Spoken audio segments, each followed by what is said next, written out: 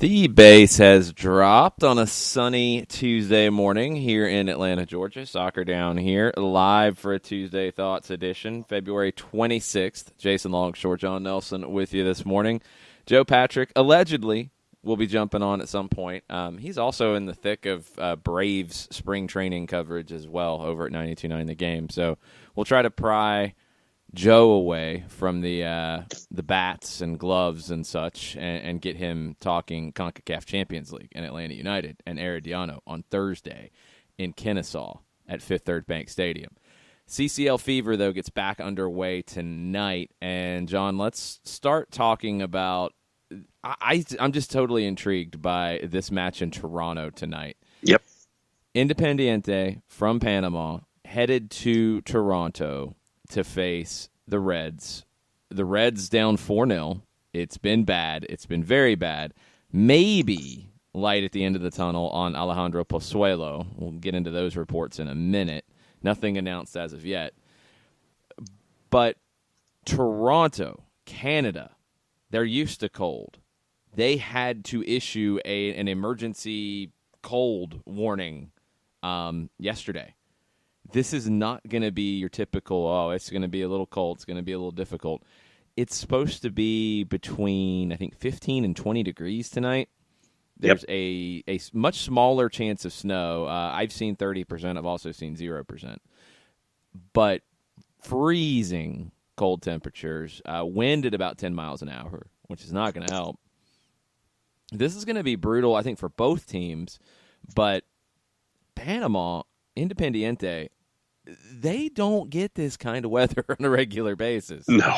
They don't have I'm sure they don't have long-sleeve versions of their jerseys, just like the MLS teams don't now. But I don't think they're used to having the long-sleeve layers underneath and the tights. And I can't wait to see the shots of the bench and how huddled up these guys are. This is going to be brutal, and if they get through, this will be a performance that will go down in Panamanian soccer history if Los Vikingos can get this done. And I'm anticipating, if they haven't done it already, a visit to Sport Check, which is one of the big sporting goods store chains. And what was the story that you told about the team that basically just went in the Concacaf Champions League or Cup? I can't remember if it's probably the Cup. I think it was before they changed over to the league format. Coming up from Jamaica to play DC United, and right. What if it was Sports Authority or Models or wherever it was that they went to before they went to their match at the Soccerplex? They bought everything they could find, and it's going to be about the same thing here.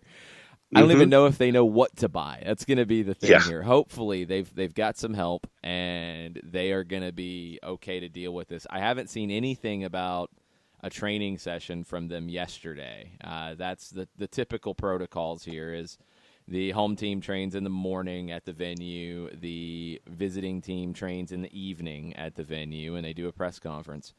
I haven't seen anything. We'll see what we can find and see if we can get any responses because it's brutal. I mean, it's brutal for the Toronto players. It's going to be extra brutal for the Independiente players. And then to add to it, the Toronto Star yesterday said this: the playing surface will be less than ideal, which we kind of knew going in. Yeah. New sod was laid in November at BMO Field, which plans to stitch in hybrid routes in April to help strengthen the playing surface. That is the same type of process that they have at Fifth Third Bank in Kennesaw. But in the meantime, it's February and very cold, hardly conducive to growing grass.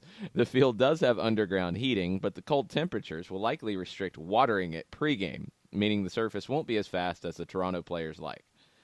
So you'll be able to have the field heated. That will help a lot. Can't water it because it would probably freeze, so that doesn't help.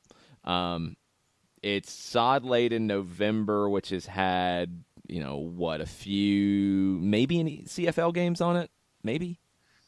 Maybe toward the end of the year, unless they moved them indoors because of weather. But yeah, I mean, maybe a little bit of wear, but not necessarily a whole lot. So you're looking at December, January, 90 days-ish for it to settle in.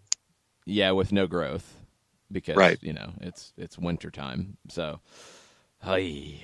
This is going to be a fun one to watch just because of the chaos. I mean, this is CONCACAF chaos. This is what happens. You have a 4-0 lead. You would think you could see that out, but these are conditions that this team has never faced. It's not playing in a rainstorm. It's not playing in extreme heat.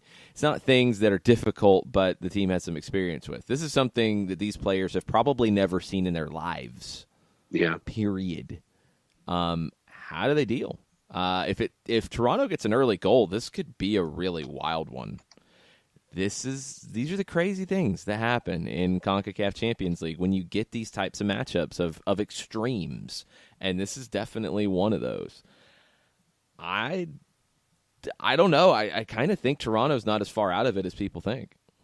No, I'm down. I'm down with that. I'm just, if that first one goes in, then how does Independiente react? Do they not want to be there? Do they just kind of tuck their clothes in and sit there and run and it's like try to get out of town? Or, I mean, this might be one of the most disinterested 4-0 leads that you'll ever see when it comes to trying to just get through 90 minutes. It's going to be some of the most miserable faces that you will see probably on both sides, even though you did have, I think it was Drew Moore yesterday, who didn't even wear a hat when he was out there practicing. Drew Moore's crazy. And the way that it works with Canadian Weather Services, if the temperature is going to be minus 15 Celsius or below, that's when they sit there and wave the flag and sit there and go, okay, weather warning. It was between minus 15 and minus 20 with wind chill with Toronto FC's practice yesterday. So you're going to have two teams out there just absolutely miserable, and those of us who are going to be in our homes looking at this, it's going to be it's going to be an interesting case study in holding a rather large lead and how you get out of town. It's going to be a fascinating one. We'll be watching it tonight. 3 games in CONCACAF Champions League tonight. The other one involving an MLS team, Houston Dynamo hosting Guastatoya. 1-0 lead for the Dynamo. They got that critical away goal thanks to Mr. DeMarcus Beasley, the ageless wonder. I would think they're going to be okay here. Guastatoya has only scored 2 goals in a match in 2019 one time. It was over the weekend in a 2-2 draw against Gelaju, the Guatemalan powerhouse. They've struggled this season. I mean, they hadn't won until the 2 matches prior to CONCACAF Champions League getting underway, and those were both 1-0 wins. I think the Dynamo see this out pretty comfortably. I don't think they're going to be tested too much. The question is Juan David Cabezas and where he is. Injured in the first leg. I've talked about it a lot. I think he is just absolutely critical to the Dynamo's success in 2019. Is he going to be ready to give you anything? Do you need to leave him out? The last update I've seen from Victor Araiza of Soccer Matters down in Houston and with our buddy Glenn Davis, Victor tweeted out a couple days ago that he trained separately from the team in the weight room. That was on the 24th. So I think in a perfect world, if you're the Dynamo, if you're Wilmer Cabrera, you'd like to leave him out. You'd like to have him ready to go when you get into MLS play against Real Salt Lake on Saturday and next week in CONCACAF Champions League. Do you risk not starting him and having him in the 18 as the emergency break in case of emergency glass case of Juan David Cabezas? You might have to. Yeah. I mean, I'm admittedly torn where I sit there and go, okay, you put him in the 18 and you bring him in 60 or 70 if you're in control. But if you're not in control and he's only in the 18 and wasn't a part of your starting 11, is that tactical error going to cost you? And so I think that's what's being weighed right now. And I think that you probably start him and then you put a goal on the board, and then in the 60th you pull him to get him ready for other competitions. I completely disagree. I'd go the other way. I don't think you can afford to start him. If he hasn't trained with the team since the last match, if you start him and you get the situation that Manchester United had over the weekend and you have to make first-half substitutions, you've only got a one-goal cushion here. You know, Guastatoya scores 1, you're back all even because then each team has an away goal. I think you need to sit him to start because you can't afford to risk that first-half substitution. Right. And you have league play, and you have a next round of Concacaf if you get through. I would risk it. I would start Darwin Seren, and I would hope that he can get it done and you get through this game without having to go to Cabezas. If you are just getting overrun in the midfield and second half you feel like you have to play him, then you do it. But you try to get out of this without playing him. You hope that Seren can get it done. And you roll the dice. I think if you start him and you aggravate the injury and have to make a first-half sub, you could blow this series, you could blow the game against RSL on the weekend, and you could have Cabezas out for an extended period of time. If that's at any kind of risk, I think you have to sit him and hope. And that's just where you're at. Seren in a one-off can replicate some of what Cabezas gives you. I think over a whole season, as we saw last year, he's just not the same player. And they really don't have another alternative. Unless you can really reconfigure things and move stuff around. Or Matias Vera, your new signing from Argentina that came in this year, who plays next to Cabezas, if he can give you more of that defensive responsibility, maybe that gets you through. But I don't know if you're the Dynamo, I don't know if you can afford to risk it. I think you're looking at this tournament in a little bit different way than some others. Are you a favorite? No. Are you a team that could make a run? Sure, I think so. I think that's fair. But do you want to potentially sacrifice your season, and I think your most important player, in this match? I just don't think you can afford to do it. No, completely understand where you're coming from there. Like I said, I was just sitting here trying to think of, okay, do you make sure that you put something out there where you get that goal and then pull him, or hope that your other guys can do it? And so that's what we're looking at when it comes to Houston. I think Houston gets it done, and I think that it might be a little frustrating at times, but I think that they will get it done tonight over Guastatoya. But no, to your point, yeah, I mean, do you risk 3 or 4 things down the line for the one thing that's in front of you? And that's the question that they have tonight. You only had one shot in that first leg. One shot on target, 1 goal. Very efficient, but you didn't create very much against Guastatoya. Will that change in the second leg at home? You'd hope so. And if you can get an early goal, then I think you can breathe pretty easily in this one. See what happens. The late game tonight is a very intriguing one. Tigres hosting Saprissa. Saprissa has the 1-0 lead. There aren't a lot of teams that you have a ton of confidence going into the second leg on the road in these matchups to get a result. I think the Costa Rican teams are 2 of them. Herediano and Saprissa are 2 teams that can get this done. Saprissa probably would have liked to have had 1 more. I don't know if 1 goal is going to hold up here. They played really well in that first leg. Tigres did not dominate the play. It was pretty even. And I thought, honestly, as the match went on, Saprissa grew into it and got the goal in the 73rd minute, Johan Venegas. Tigres had 24 shots, 9 on target in that first game. Yeah, 9 saves. 63% of the possession, but as it went on, it seemed like Tigres got a little frustrated. Can Saprissa do that to them again? They played in a 4-2-3-1 the last time. Are they going to mix that up a little bit, get more defensive? I think they probably have to. I think it will be a bit of bunker and hope that Venegas, maybe Christian Bolaños, 2 players that we know from MLS, can get something done against this powerhouse Tigres team who cannot be happy about where they stand at this point. They are considered one of the favorites in this tournament, and they have work to do in the second leg. If I told you that I had confidence in Saprissa tonight, would that surprise you? What are you basing that on? And this is going to sound pretty cheesy, but it's just a gut feeling that I have. Okay. B, Gwen agrees with you.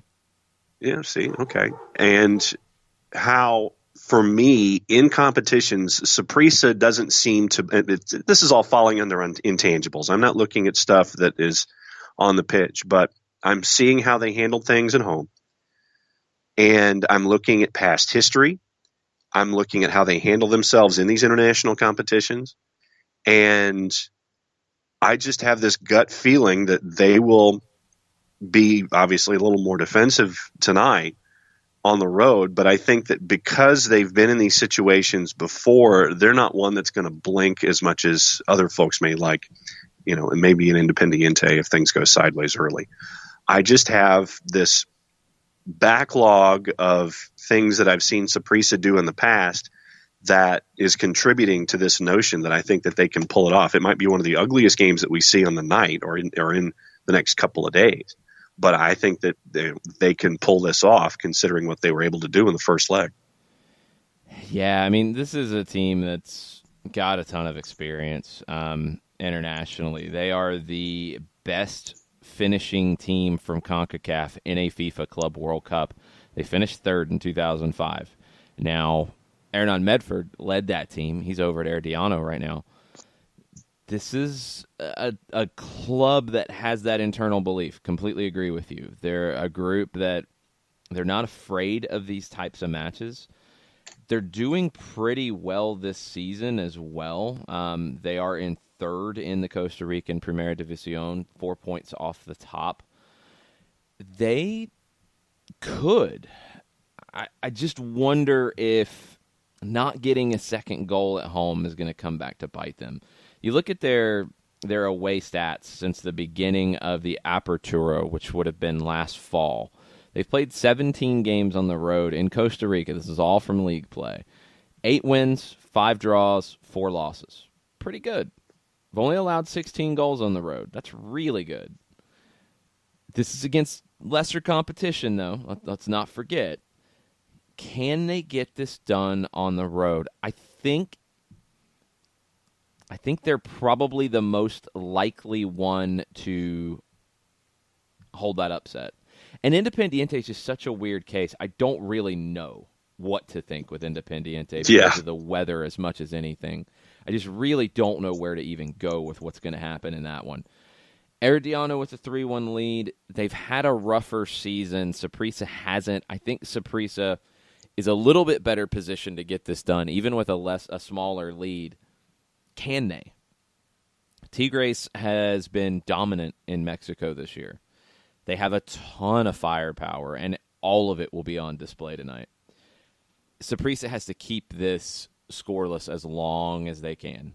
The longer it goes with a 0 next to Tigres' name, the more pressure mounts, the more that frustration kicks in, and the sloppier play could get. An early goal, and I think it could be a nightmare for Saprissa. If they give up early, it could be a nightmare. If they can hold this even to halftime, scoreless, that could be really fascinating in the late game tonight. So those are your 3 in CONCACAF Champions League tonight. Independiente, 4-0 lead going to Toronto in the frigid BMO field tonight with not a great surface to play on. Also at 8 o'clock, Houston Dynamo hosting Guastatoya. Dynamo with a 1-0 lead. And the nightcap is Saprissa going into Monterrey to face Tigres with a 1-0 lead after Tigres peppered their goal, couldn't find one. Saprissa gets one midway through the second half. Is that going to be able to hold up? Let us know what you think in some CCL fever for Tuesday thoughts. Tweet at us at Soccer Down Here. Let us know what your other CONCACAF Champions League thoughts are. We'll get into the games tomorrow as well. Just get you caught up on what the schedule looks like, what the situations are. We'll also get you caught up on Alejandro Pozuelo news in Toronto, Ola Kamara news with the LA Galaxy as they try to get roster compliant. Yes, I threw my hands up confusedly as well when I saw that. And everything else as MLS is almost back. Starts back on Saturday with league play. We'll get you caught up on all that and more after this. Hang out with us. Today's show is presented by Appolinsky & Associates, personal injury lawyers with over 30 years of experience, supporters of Atlanta United, Faction, and Inter-Atlanta Youth Football Club. If you've been hurt in a wreck, contact Steve today at steve@aa-legal.com or call in 24/7 at 404-377-9191. The initial consultation is free. A ranger station. I'd like to report a bear hug. Okay. I put out my campfire and Smokey Bear hugged me. So you drowned the fire, you stirred it, drowned it again, and felt that it was cold? Uh-huh. Yep, he's just letting you know you did good. Bear hug from Smokey Bear. Status update. I'm gonna let you go now. There are many ways to start a fire, but one sure way to put it out. Learn how you can do your part at SmokeyBear.com. Sponsored by the U.S. Forest Service, Ad Council, and your state forester. We know that every driver is different, and a one-size policy does not fit all. That's why Country Financial offers a variety of discounts, so you get the coverage you need and the savings you deserve. From good driver to good student, multi-policy to multi-car, we've got a discount to suit every driver. Call Jason Wright at 678-568-6871 today to see what you could save. On Facebook at Jason Wright Agency or by phone at 678-568-6871. Discounts vary by state. Policies issued by Country Mutual Insurance Company, Country Preferred Insurance Company, or Country Casualty Insurance Company, Bloomington, Illinois. Every hiring manager knows that a company is only as good as the people it's made from. So where do you find the best people? That may surprise you. Meet the grads of life. Young adults of unique determination and experience. An ideal fit for your company in an entry-level position, internship, or even mentorship. They might not have every qualification you typically look for, but they're exactly who your company needs. This is talent worth knowing about. Go to gradsoflife.org to learn how to find, cultivate, and train this great pool of untapped talent. Brought to you by the Ad Council and gradsoflife.org. Welcome back. Sauger Down here, February 26th edition. Jason Longshore, John Nelson with you this morning. We have news out of Belgium, it appears. Translations are always fun because you get some very weird phrasing, stuff that fits in a native language that just does not translate directly. So, Stam Stagecall reported that it looks like news out of Belgium has this Alejandro Pozuelo deal done. He will be coming to Toronto for 10 million euro, not the 8 million, 10 million. He'll be coming after the regular season ends. The Belgian league has playoffs. He won't play in the playoffs. Their regular season ends March 17th, so he's going to miss 3 Toronto games plus whatever Concacaf Champions League games they have after tonight, if anything.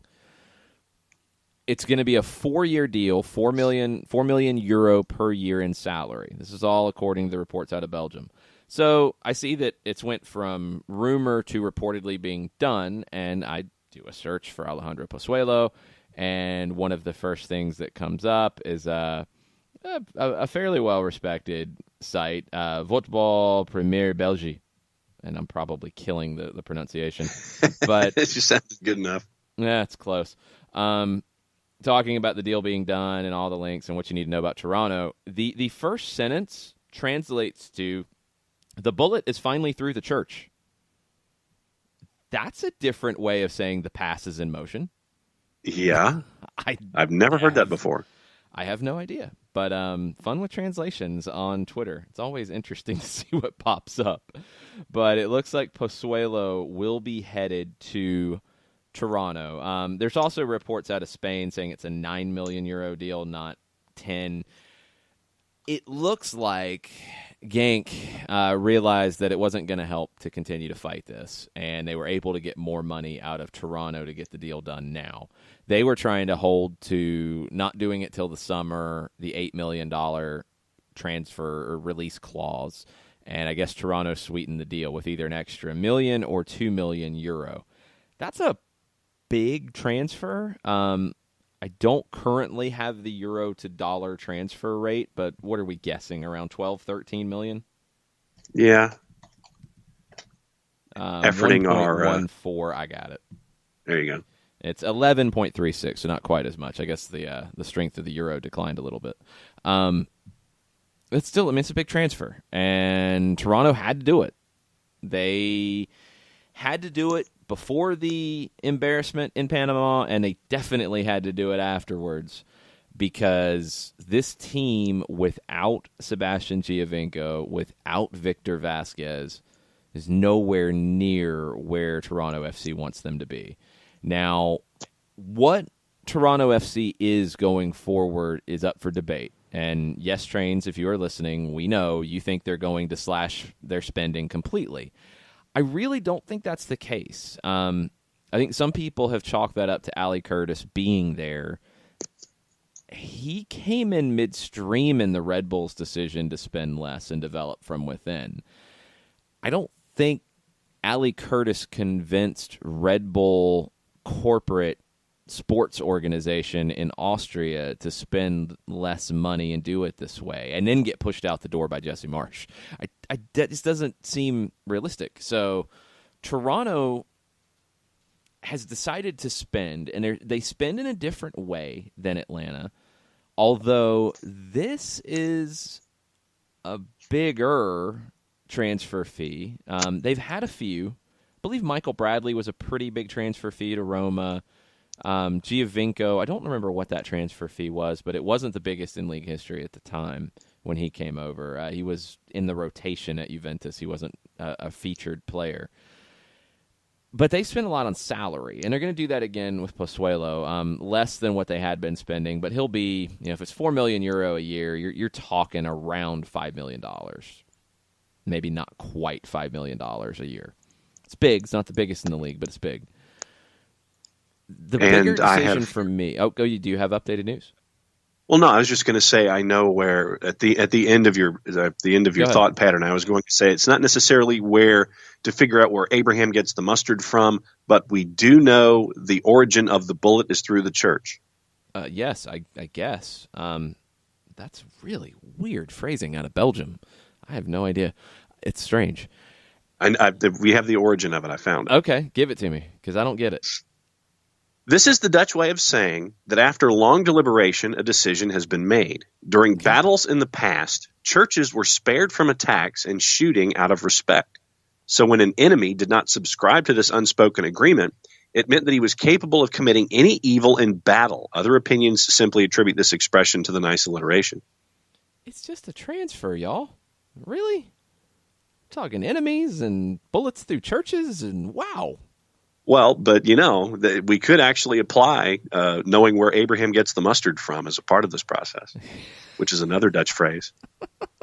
Do you want to explain that one too? Yeah, the saying basically means to be informed and up to date on a particular issue. So we were finding out where Abraham was getting the mustard when the bullet went through the church. The meaning is supposed to originate from the Old Testament, namely the chapter where Abraham is preparing for the sacrifice of his son by gathering firewood, known as mustards, a word which evolved over time into the similarly pronounced mustard. I know you weren't expecting Dutch phrases to permeate through soccer down here this morning, but there you go. Translated Dutch phrases and explanations thanks to John Nelson, because I had no idea. All right, let's get back to Toronto, since I guess they're the enemy capable of anything crazy and putting bullets through churches, I guess is where we're at. Yeah. Are they that enemy, though? Because some people would make you think they are on the downside. I don't know where they are. I don't know if they know where they are. That's the bigger concern here for me is, okay, if you're still going to spend, or you're going to spend a little less, or you're going to be a little more thoughtful about the way you spend, all that's fine. It's a business. You have to be, fiscally responsible here. But you go into the preseason with Sebastian Giovinco telling the media on day one, yeah, I've got a big offer from another club, but I'd really like to stay here. You get one of your players into an altercation with the manager, who's still under contract, the player, Gregory Vanderveel.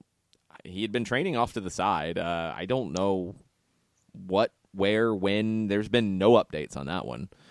No. All kinds of whispers about other things going on behind the scenes, and then the Giovinco stuff gets underway. Josie Altidore says he'd like to stay, but he doesn't think he's going to. He sounds pretty sad about it. Bradley hasn't had anything to say. He was with the national team for a large stretch of preseason. It just doesn't seem like there is a plan in Toronto after Tim Bezpachenko left, and I'd love to know what that process went like, because it sounds like it either was in process for a while and Bezpachenko was like, I'm getting out of here, I don't care, or it happened very, very suddenly and there was no opportunity to plan before Ali Curtis took over. Either way, Toronto has a lot of catching up to do because now you have lost Giovinco, you've lost Vasquez. I think you've combined, even at the high end of the rumors on both, you've brought in $4 million on both of them. You're going to go out and spend $11 million to get Pozuelo, somewhere between $10 and $11 million, depending on which outlet to believe. Salary is going to be a little less than Giovinco than what he was making this year, so you've saved a little bit there. You still haven't really replaced Vasquez because, remember, Bill Manning said they weren't just going to get a designated player. They were going to get some TAM signings as well. Toronto has the pieces. They have the financial backing. They are a club that should be at the top of the Eastern Conference. If they get Pozuelo, do you think they are a top half playoff team in the Eastern Conference? Atlanta, DC, Red Bulls. They're right there-ish. I mean, I'm looking at Philadelphia. I'm looking at Toronto. I'm looking at I'm like, sure. But it's going to be a street fight from 4 to 8. And, I mean, they'd be a part of that. But so you have them as a part of that, not above that. No. I've got Atlanta, DC, Red Bulls 1, 2, 3. Then you're looking at Columbus, New York City, Philadelphia, Montreal, Toronto. FCC is a part of it. So they're in there somewhere. And if the pieces that they're trying to find don't come in and they're exposed early, it might be closer to 7 than it would be to 4. I mean, it might be 5, 6, somewhere in there, but that's if things go their way. So they're in there, but they're not up there. How about that? If Pozuelo is what he has been advertised to be, and if he acclimates to MLS quickly, I'm going to put them there with a squiggly 4. Not a Sharpie 4, not a bold 4. A squiggly 4 that you might be able to change to a different number. No, I'm just going to leave some wiggle room. No, I'm not going to erase, but I might have to scratch a different number in there. The 4 might become an 8 somehow, or maybe a 6. Might be able to turn it into a 5.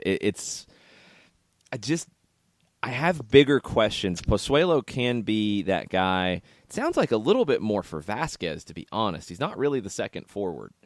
So do you replace Giovinco and Vasquez in the way that Toronto has played previously with Pozuelo in the midfield as the 10 and Terrence Boyd as the second forward for Altidore? Not so much after the first leg. Do you go get somebody else to be more of that tricky alternative to Josie Altidore's strength up top? I think you kind of need it if you're going to play the way you've played. If you're going to change up the way you play, then all bets are off, different conversation. Or then the question becomes with Pozuelo, could he play up top underneath Altidore and still keep a midfield triangle with Bradley, Osorio, and Delgado? These are the questions for Greg Vanney, and he's not going to have a preseason to integrate Pozuelo. He's going to have to throw him in on the fly and hope that he can find a way to fit. I'm fascinated to see what that becomes. Is it Pozuelo as a 10 at the expense of a Delgado probably? And then what do you do with Marky Delgado, a player who has been borderline national team? And you go get another forward, or do you play Terrence Boyd? Or do you play Pozuelo up top and you play those 3, Bradley, Osorio, Delgado in the middle of the park? Do you keep with the 3-5-2? Do you go to a 4-3-3? Can Pozuelo slide out wide in a 4-3-3? You keep Bradley, Osorio, Delgado in the middle and then play another wide player. It's going to be interesting. Greg Vanney's got some work to do, and he's not going to have time. That's the hardest part about it, and this has been my number one criticism of the way Toronto has done business. And I don't know why they've done it this way. If Bezbatinko just didn't do his homework and then left knowing he was going to do it, or if he left suddenly, whatever reason, they got caught. And now you're going into a season where you're figuring it out as you go. Oftentimes that doesn't end well. It takes time for players to acclimate to a new squad, to a new system, to a new way of playing. If Vanny has to make bigger changes in the team, then you're not just acclimating one guy, you're acclimating a whole squad to a new way of playing. That's never where you want to be. We've talked about it a lot in this offseason. MLS clubs have to start doing their business earlier. Atlanta's done really well with that. Other clubs have to do that. Otherwise, the first half of your season is a mess as you try to figure it out as you go. It's never a recipe for success. And Toronto cannot have another beginning half of the season this year like they did last year. You just can't. Yeah, you're coming off a year where it was a nightmare with injuries. Even after 2017's glory of winning 3 trophies, it seems like that attitude has really changed in Toronto very quickly to, all right, what have you done for me lately? They're playing the Janet Jackson song in the streets of Toronto when they talk about Toronto FC because last year was so bad. And now you're in a situation in Toronto, and we've talked about this many times, where the Toronto Raptors are hot. The Maple Leafs are always going to dominate things. The Blue Jays are always a big deal. And Toronto FC went from a team that was emerging on the Toronto sports scene in a big way to now an afterthought. They can't afford to be that. I think they need to get that momentum back. They need to get back into a playoff team hosting playoff matches in 2019. I think they can, but I think it might be a bumpy road to get there, and they might need some help from the rest of the Eastern Conference being bumpier than Toronto. We'll have to see. We'll have to see if Pozuelo, if this deal gets done, gets announced today. Maybe that gives them a lift tonight in CONCACAF, and how quickly he hits the ground running when he jumps straight into the squad. Let us know your thoughts on Twitter at @SoccerDownHere. We're going to take a quick break. We'll be right back. As a business owner, you know that every year brings new challenges and opportunities. The success of your business demands expertise and focus. And Country Financial can help you keep that focus by helping ensure you have the right insurance protection in place to meet your goals. Jason Wright can help you create a customized insurance plan that has coverages designed just for your business. Give Jason a call at 678-568-6871 or reach him on Facebook at Jason Wright Agency. Coverages vary by state. Policies issued by Country Mutual Insurance Company, Bloomington, Illinois. Got issues with youth or high school sports? Positive Coaching Alliance can help. PCA is a national nonprofit working to transform youth and high school sports so that every child has a positive character-building youth sports experience. PCA provides live and online workshops to train double-goal coaches whose first goal is winning and whose second, more important goal is teaching life lessons through sports. PCA also has workshops for parents and high school student-athletes. For more information, please visit positivecoach.org. If you've been hurt in a car wreck, contact my friend Steve Apolinski of Apolinski & Associates. He's been representing individuals for over 30 years throughout Georgia and Alabama. Email him at steve@aa-legal.com or call him 24/7 at 404-377-9191. The initial consultation is free.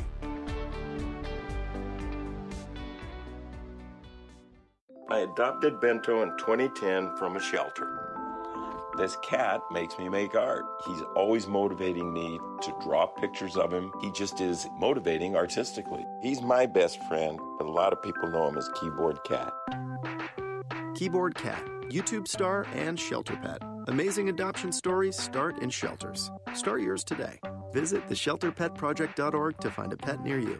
Brought to you by Maddie's Fund, the Humane Society of the United States, and the Ad Council.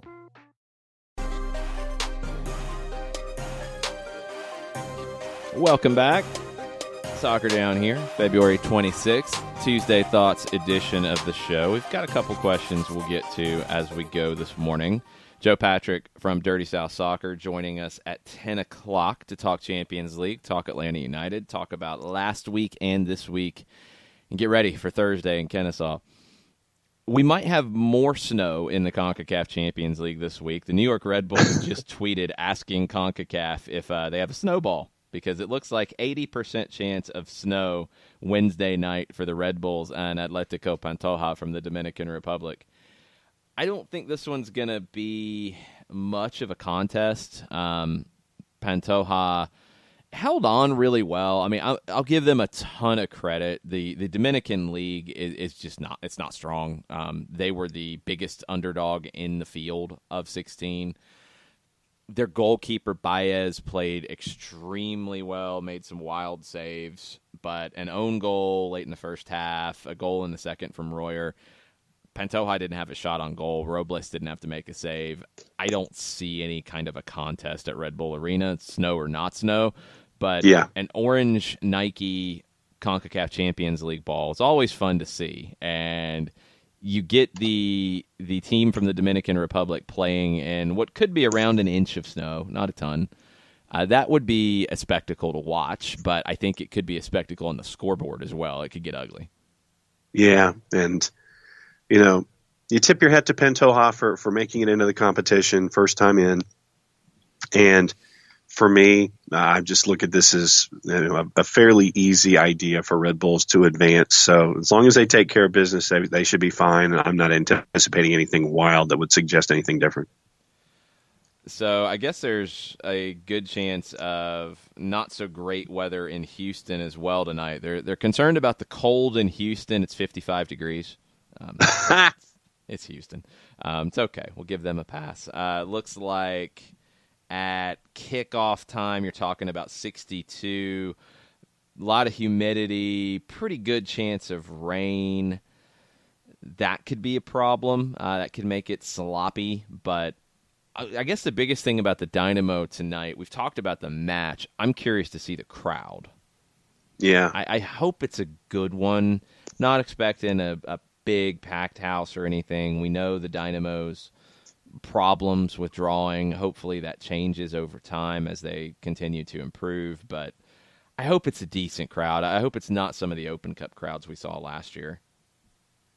Yeah, and you know, once again, we talk about having our conversations with friend of the show Glenn Davis about the situation of fans in Houston, and this gives the Dynamo an opportunity to advance in a hemispheric competition, and you'd like to see the fan base for the Dynamo show up and show out at BBVA Compass and let everybody know that, okay, you've got fans, we're behind you, you know, good work. But I know that it probably wears on the players when they don't see the support that you'd like to see there for a team that has proven itself in the Western Conference.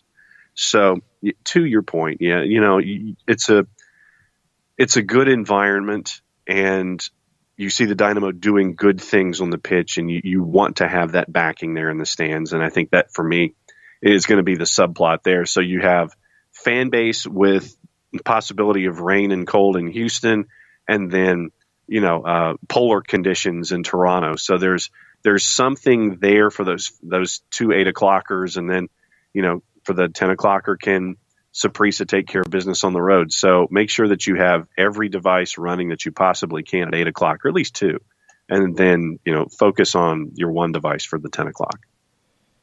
There's a new rumor popping up. Not sure if there's anything to this, and we'll have to dig into it as we go. Toronto FC possibly exploring a move for Besiktas and Portugal winger Ricardo Quaresma. Okay. Interesting. Who knows? Toronto, that could be Toronto on the phone right there with the update for John. No, it is not. It is because not Toronto. It is not Ali Curtis, and I just hung up on him if it was. So not interested in Ricardo Quaresma. And, I mean, unless Ali Curtis wants to reach out to me. To break the news. Yep. It's all good. But, yeah, hitc.com is where I'm chasing it, at least starting that rabbit hole. So we'll see if there's anything else that goes with it. But, yeah, so we'll see if Quaresma is a part of their equations too. Okay, you go down that rabbit hole. Let's talk about the Roger LA that. Galaxy a little bit before we go to break. So last night you started to get a lot of rumors from a lot of different people about Ola Kamara potentially being on the move. Christian Dyer reported he's on the trade block. He's on a big TAM contract, right around $1 million a year. So that's at least $500,000 in TAM to get him down just to the max contract level. Reportedly, there's also interest in China. An unnamed Eastern Conference team is linked to him. Maybe NYCFC? They need a striker since they don't have one at all on their roster. Like, they might go into the opening match of the season with 0 forwards listed on the roster, or they're going to have to move somebody's designation to forward just so it doesn't look that bad. Maybe. I mean, I think they've got the room to make it work. I think he would be a really good fit. It would seem to make a ton of sense. Yeah. Sam Stejskal tweeted out later that the Galaxy might need $1 million in TAM for Gio. And I'm going to pull that tweet up because this is very interesting when we go back to the conversation we had, about a week ago, and the talk about how the Galaxy are going to get down to 3 designated players. And the proposal that had been submitted to MLS to allow them to restructure Giovanni Dos Santos' contract to take him from a $6 million salary to a $1.5 million salary to make him TAM eligible. Now, we heard no updates after that. 0 updates on where that stood. And we've had questions, and we didn't know. Nobody has said anything. None of the usual voices out there have had anything to say on it. But Stejskal reported, actually this morning, right before we went on the air, said credit to Kevin Baxter from the LA Times, and he's been on this as well. Kevin said that the Kamara deal has nothing to do with Giovanni Dos Santos' status with the Galaxy. Moving Kamara is an answer to his request for more money and does not change the math needed to resolve the 4 designated player issue, which is Gio's issue. Stejskal followed up and said, credit to Kevin and Christian Dyer for reporting this one out. Correct that an Ola exit wouldn't solve LA's DP issue, but it would free up cap space and a decent chunk of TAM. We don't know how much room they have, but they might just need $1 million in TAM for Gio. The only way you need $1 million in TAM for Gio is if MLS allowed his contract to be restructured and bought down with TAM, which they would have had to bend or break every rule possible to make that happen. Don't know if Sam has information that nobody else does, but that's a big question mark. And we talked about the competitive integrity questions that are going to come up if you allow that. Uh-huh. And Toronto looks like they don't have a plan. The Galaxy look like they have even less of a plan in how this roster has been built and how they're going to get roster compliant by Friday. Is baffling, and there's no way they're going to be able to pull it off according to the league rules, and I think more importantly, the intent of the league rules that we know of and every expert who follows this knows of. It feels like they're going to have the league allow some serious things to be bent to make this happen.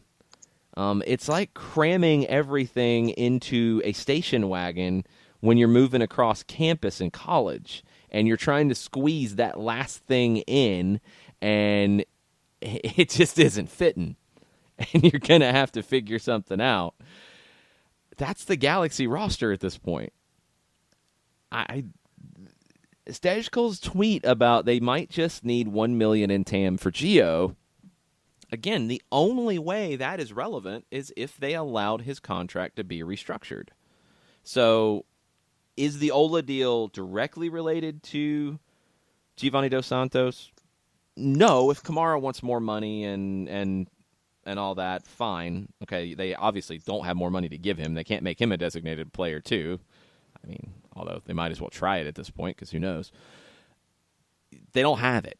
So, you want to move him on, move him on.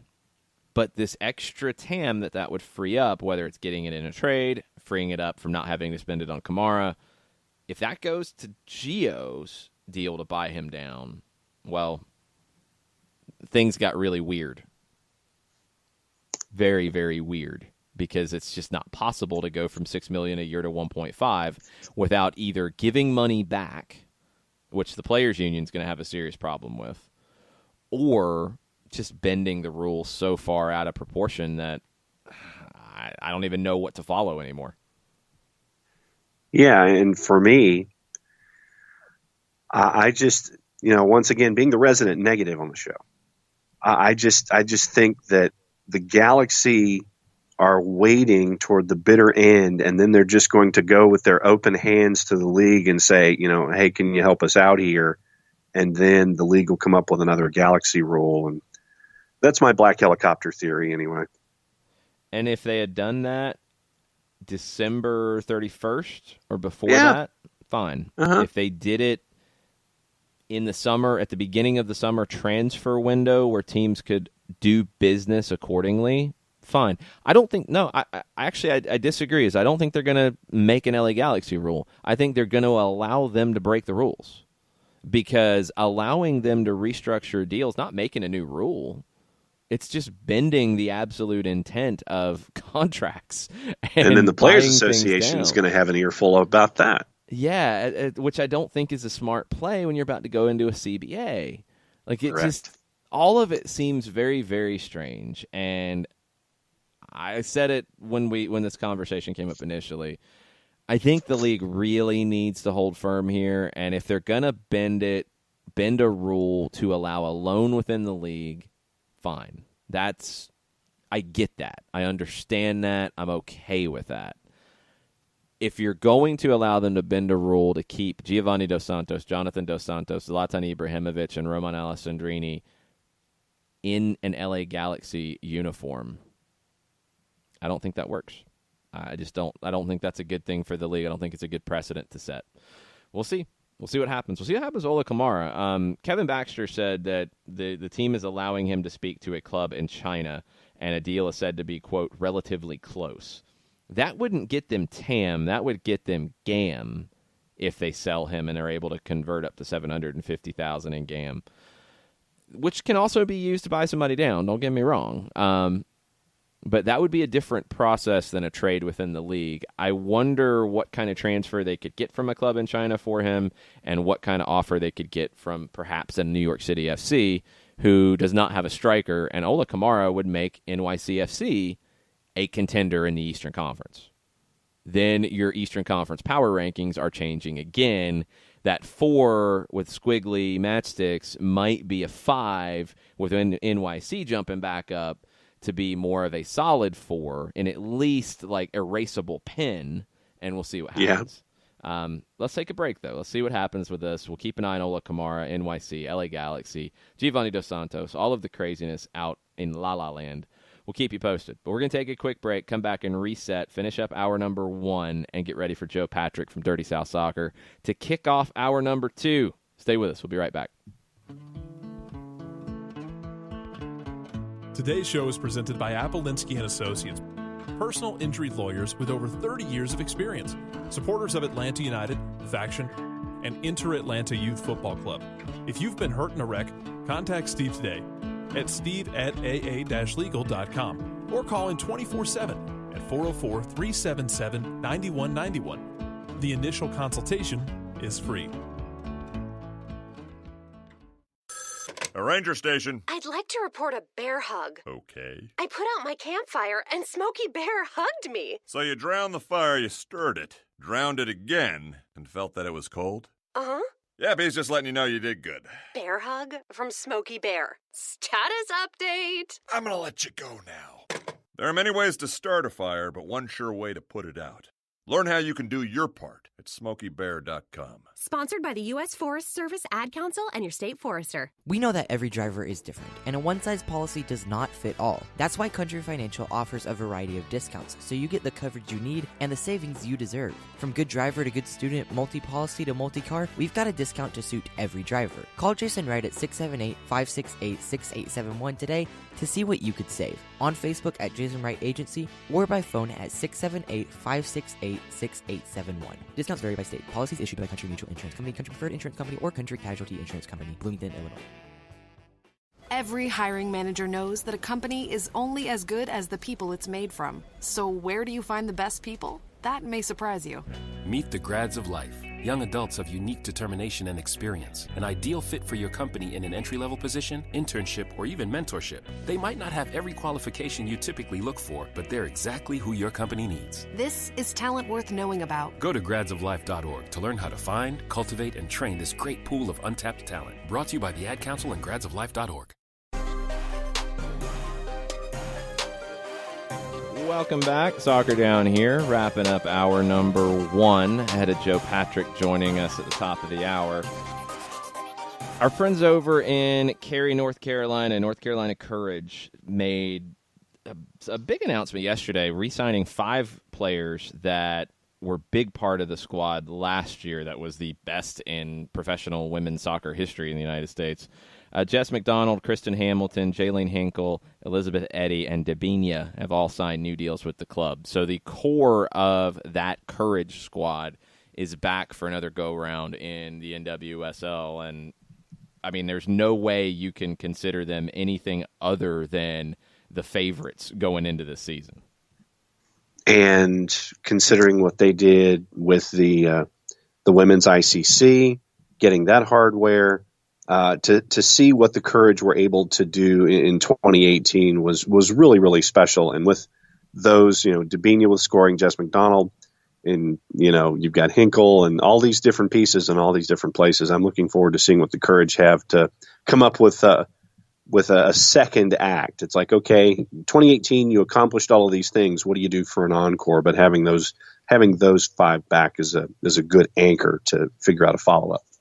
I mean, they were the first professional women's squad to do a treble of sorts. I mean, the ICC is not quite like a world championship. It's a cup. It's a tournament. They won it. They won the Shield in the NWSL with a great regular season. They won the playoffs.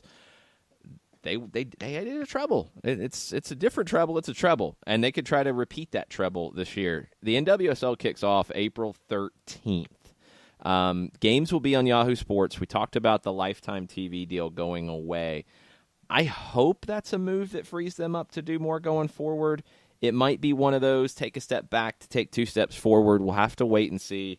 But you'll be able to watch on Yahoo Sports, and Concacaf Champions League has been a nice primer for how to do that. And I've been pleased so far with the coverage at Yahoo. So hopefully they can do the same for the NWSL, and we can all talk a lot about that on our Women's Soccer Weekly podcast that will return this week with She Believes Cup kicking off tomorrow. A huge tournament for the U.S. women's national team as they prepare for the World Cup this summer. We'll get you ready for that and more on the women's side with the Women's Soccer Weekly podcast. That'll be ramping up on a regular basis. We'll be back this week. But we're going to take a quick break, get Joe Patrick on from Dirty South Soccer after this to talk Atlanta United. Stay with us. We'll be right back. As a business owner, you know that every year brings new challenges and opportunities. The success of your business demands expertise and focus. And Country Financial can help you keep that focus by helping ensure you have the right insurance protection in place to meet your goals. Jason Wright can help you create a customized insurance plan that has coverages designed just for your business. Give Jason a call at 678-568-6871 or reach him on Facebook at Jason Wright Agency. Coverages vary by state. Policies issued by Country Mutual Insurance Company, Bloomington, Illinois. Got issues with youth or high school sports? Positive Coaching Alliance can help. PCA is a national nonprofit working to transform youth and high school sports so that every child has a positive character-building youth sports experience. PCA provides live and online workshops to train double-goal coaches whose first goal is winning and whose second, more important goal is teaching life lessons through sports. PCA also has workshops for parents and high school student athletes. For more information, please visit positivecoach.org. If you've been hurt in a car wreck, contact my friend Steve Apolinski of Apolinski & Associates. He's been representing individuals for over 30 years throughout Georgia and Alabama.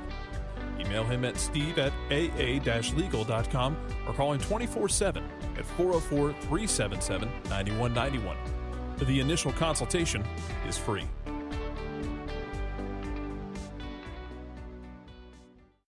adopted Bento in 2010 from a shelter. This cat makes me make art. He's always motivating me to draw pictures of him. He just is motivating artistically. He's my best friend, but a lot of people know him as Keyboard Cat. Keyboard Cat, YouTube star and shelter pet. Amazing adoption stories start in shelters. Start yours today. Visit theshelterpetproject.org to find a pet near you. Brought to you by Maddie's Fund, the Humane Society of the United States, and the Ad Council. You're listening to Soccer Down Here daily on SDH Networks, a division of OSG Sports. Find us at Soccer Down Here on Facebook and Twitter. The time is now the top of the hour. Peep, y'all.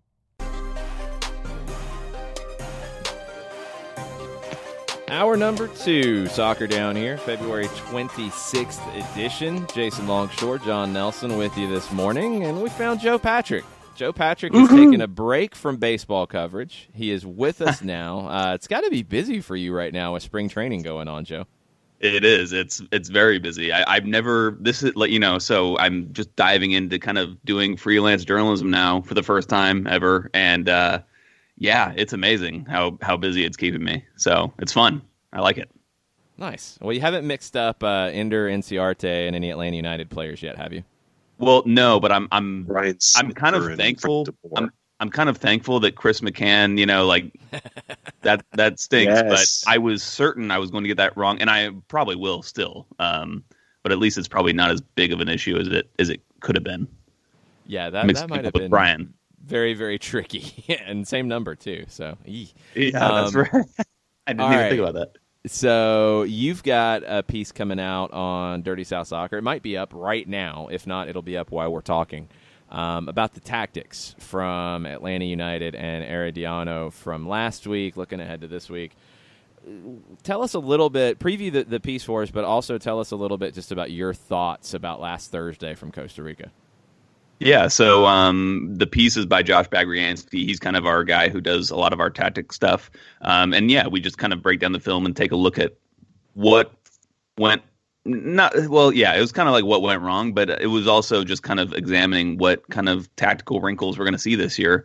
And I think one of the big ones is the use of inverted wingers. And I know that a lot of people are probably familiar with that term, but if you're not, it's basically just like, the traditional way to use wingers is they're wide players who stretch the field and you play, a right-footed winger on the right and a left-footed winger on the left.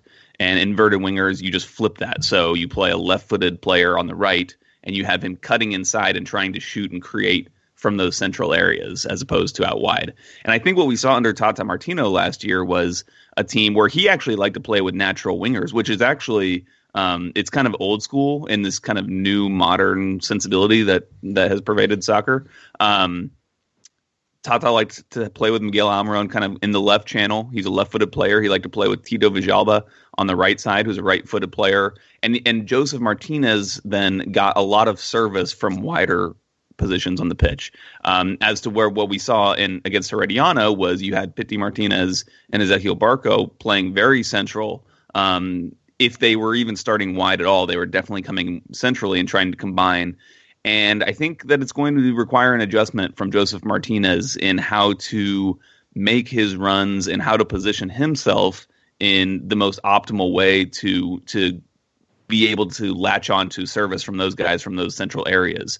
So he's going to need to be making more diagonal runs and more runs that aren't directly at goal like he would be if he's expecting to receive the ball from a wide area, expecting to receive a ball on a cross. He's making those runs to the near or far post. He's going to have to adjust that a little bit. So we kind of dive into that. We also kind of talk about generally the way the team pressed and maybe some mistakes they made in kind of over pressing at times.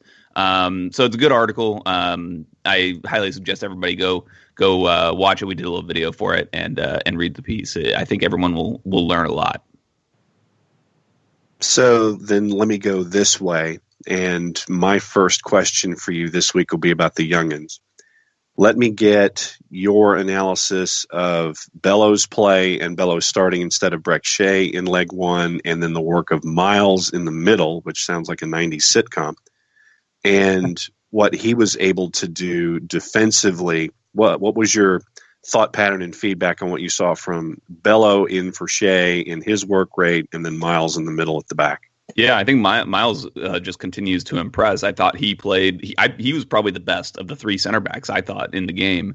And I think that I think Matt Doyle brought up a point that I think is worth thinking about, which is whether Miles Robinson is best suited playing as the central center back, or if he's best on the right, as on the right side. Against Herediano, we saw him playing centrally, and I think that kind of it helps him in a way because it doesn't put him under as much pressure when you're playing against a team in a 4-4-2, because that means that Michael Parkhurst and Leandro Gonzalez-Perez are probably going to be the players that are stepping up and challenging those strikers and getting themselves involved with those one-on-one duels. And it kind of just allows Miles to sit back and just be the cover guy and make tackles.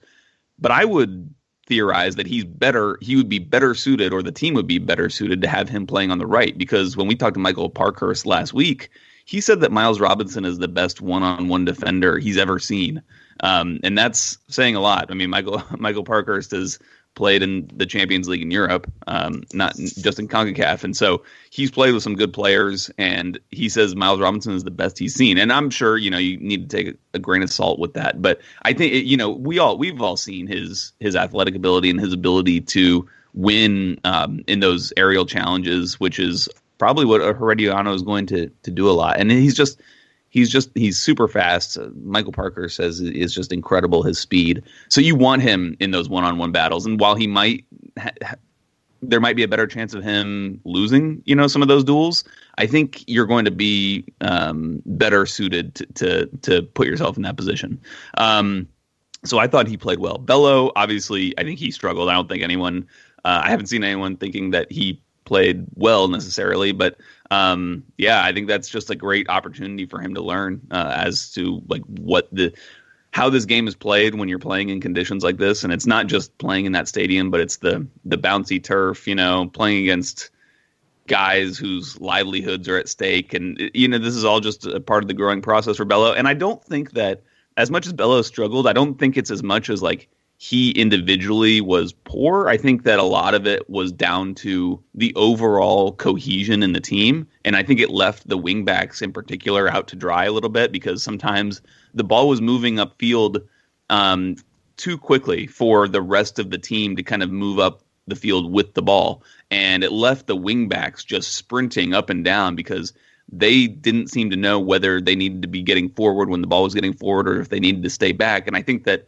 Bello was kind of one of those guys who overexerted himself a little bit at times, and then he was kind of left, struggling physically to get back in certain situations, or to get forward and support in certain situations. So, and I think, again, and even to add another layer onto this, I think fitness also plays into this a lot, where the team is just clearly not as fit as Herediano. Herediano's well into their season. Atlanta was playing their first game, and I think that really showed. And that was one of my overall takeaways from this game, was that I don't know if Atlanta media, fans, etc., really understood what it's like to be playing your first game against a team who's not playing their first game, because there was a big difference in there were a lot more hurdles for Atlanta United in terms of the tactics and the physical fitness than they would have normally midseason in MLS. See, I put it down even more so than physical fitness to match sharpness. I think a lot of the Atlanta issues weren't even down as much to running out of gas late, because you go back and dig into the end of that game with Nagbe and Villalba's inclusion, and Nagbe forced a big save. Villalba puts one off the post. I thought the team in some ways grew into the game. The biggest issue I had was from that perspective, which had a huge impact, of a team playing its first competitive game against a team playing its biggest competitive game of the season, especially with the way the league campaign has gone for Herediano. It's different speeds of play, and Herediano was sharp, playing very fast. They also like to play very fast. They're not really a team that has long extended build-ups. They want to get the ball forward vertically as fast as possible and go, and on that turf, it makes a lot of sense. I thought Atlanta struggled, and after conceding early, and this is why I talked about it a lot last week, you couldn't get out of the first 15 minutes giving up a goal. If you gave up a goal there, everything changed. That early goal, I think Atlanta then tried to play in a frantic way, and they're just not capable of it yet because they're not in any kind of rhythm at this point. Right. They don't have that kind of that mesh with each other. And I think you're totally right. And I think it kind of one of the things when we talk about being prepared for kind of the game that Herediano was going to bring to the table that night is that you're not going to be facing anything like that in preseason. You're not going to be facing teams that are playing in a preseason game that are playing pragmatically, getting the ball up field quickly. In preseason, coaches are all about the process and wanting their players to, build more, play in a more like a more thoughtful way, trying to do things right rather than just going and trying to get a goal, get a result in a preseason game. And I think that the opposite was true in this case against Herediano. And like you said, they played in a totally different way. And I think that you could see it in the center backs. Like LGP did not look. He had one of his poorer performances, and I think it just kind of shows that Atlanta was surprised to find themselves in that situation. So then looking forward, we know that tomorrow Atlanta United trains at 11. Herediano trains tomorrow night. When you're looking at the starting 11 or the 18 for the second leg, I mean, we saw Gordon Wild on the 18. And what are you looking at when it comes to the 18, the starting 11? What kind of changes are you foreseeing when it comes into this match? Because for Atlanta United, because we know that it's not Herediano's style to kind of hang back. And that style of theirs presents opportunities for Atlanta offensively to get the 2 goals that they need as long as they keep the clean sheet. But as you've been looking in your crystal ball, what have you been seeing for the upcoming match? I don't see a whole lot of changes, to be perfectly honest. I think it's probably decently likely that Shea comes in for Bello, since those guys are just going to have a competition for that place. I think that it makes sense for Shea to come in and we can see what he can do. I think it's probably likely that Nagbe starts the game, even though he hasn't really trained that much with the first team so far this preseason. Now he will have at least had a full week of training in, or as much as they've trained this week before the game.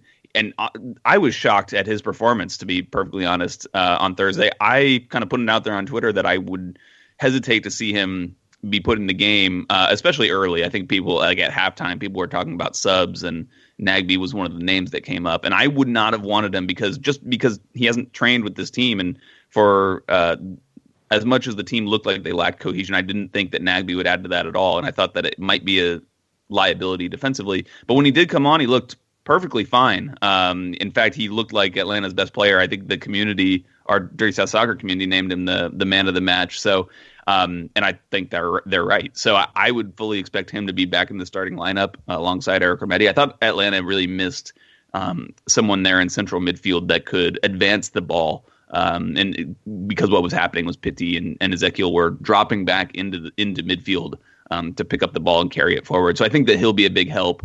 And other than that, I don't know if I see many other changes. I think Atlanta, it's not really, they're not at a position yet where they need to be super concerned with rotation. I mean, I know they kick off the league this weekend, but this game, obviously, with the deficit that they're facing, is going to take the top priority, I would think. So, I think Nagbe in, I think Shea in for Bello, and I think that's about it that I can think of off the top of my head.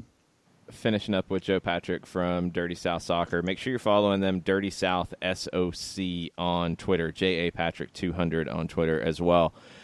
If Atlanta gets through Herediano and takes care of business on Thursday, what do you think the one difference is on this Thursday compared to last Thursday in Costa Rica?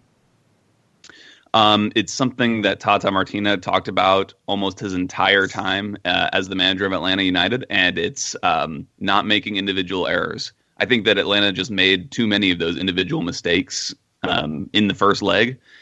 You directly led to the first goal.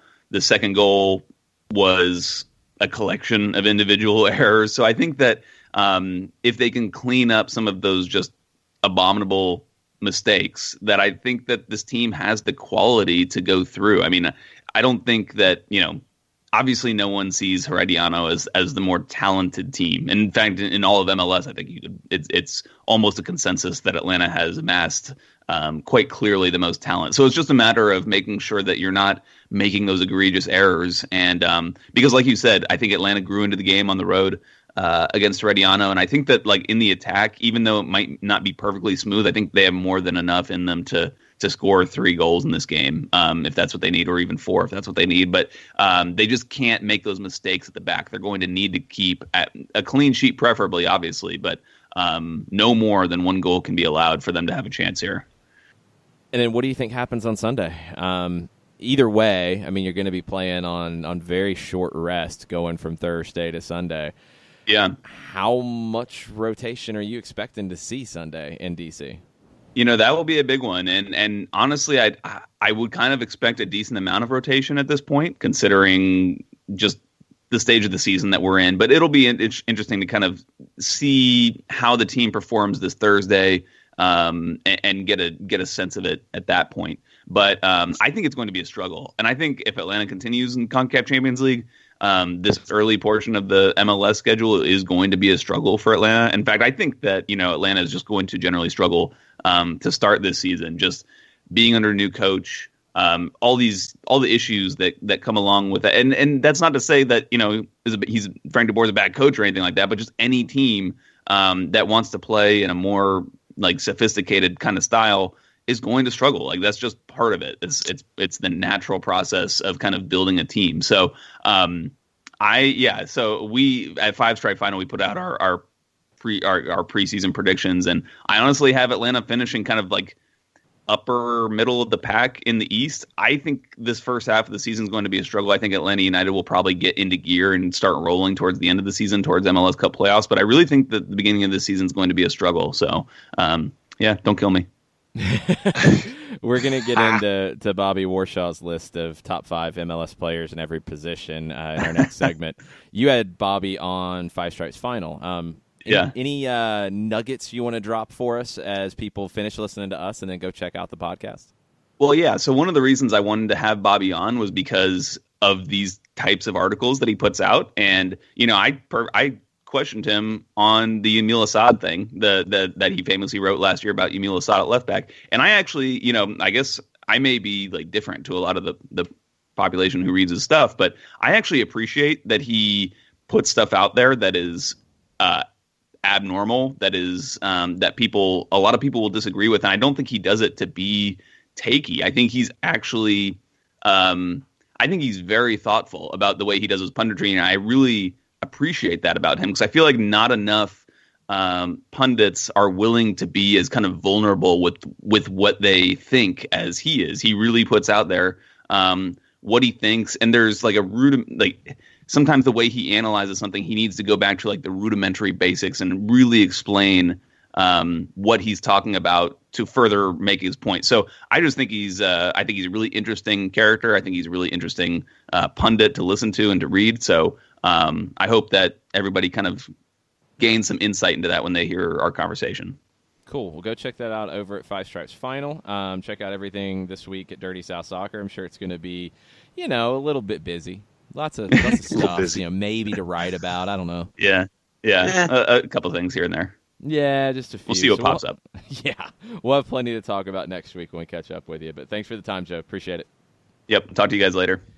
Talk to you next week. We're going to take a break. We'll come back. We'll talk about Bobby Warshaw's article, looking at the top 5 players in each position. And we'll talk a little bit about how hard it is to define some of these positions. It's not exactly easy to break them down in the way that Bobby did. We'll get into that on the other side of the break. Stay with us. We'll be right back. Today's show is presented by Apelinsky & Associates, personal injury lawyers with over 30 years of experience, supporters of Atlanta United, Faction, and Inter-Atlanta Youth Football Club. If you've been hurt in a wreck, contact Steve today at steve@aa-legal.com or call in 24/7 at 404-377-9191. The initial consultation is free. A ranger station. I'd like to report a bear hug. Okay. I put out my campfire and Smokey Bear hugged me. So you drowned the fire, you stirred it, drowned it again, and felt that it was cold? Uh-huh. Yeah, he's just letting you know you did good. Bear hug from Smokey Bear. Status update. I'm gonna let you go now. There are many ways to start a fire, but one sure way to put it out. Learn how you can do your part at SmokeyBear.com. Sponsored by the U.S. Forest Service Ad Council and your state forester. We know that every driver is different, and a one-size policy does not fit all. That's why Country Financial offers a variety of discounts, so you get the coverage you need and the savings you deserve. From good driver to good student, multi-policy to multi-car, we've got a discount to suit every driver. Call Jason Wright at 678-568-6871 today to see what you could save. On Facebook at Jason Wright Agency or by phone at 678-568-6871. Discounts vary by state. Policies issued by Country Mutual Insurance Company, Country Preferred Insurance Company, or Country Casualty Insurance Company, Bloomington, Illinois.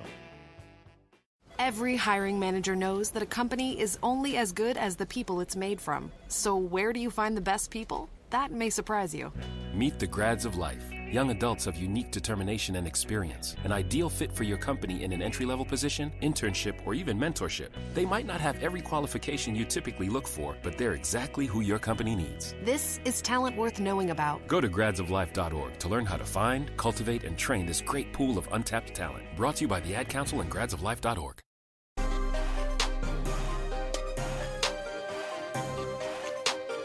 Welcome back. Soccer Down here, February 26th edition of the show. Got an update on Ola Kamara. Sam Stejskal, MLS Soccer, posted a report just a little bit ago, about 5 minutes ago actually, talking about the Ola Kamara situation. It sounds like they are close to a deal to sell Ola Kamara from the LA Galaxy to a Chinese club. That was confirmed to MLS Soccer and Sam Stejskal today.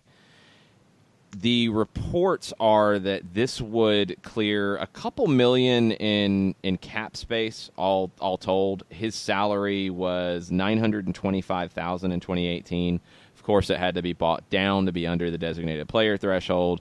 But between his cap hit, between the allocation money spent to buy him down, plus the money you would bring in via transfer, you're going to have some room to work with. Stejskal also says, and he makes this very clear at the end, that this does not solve the designated player situation.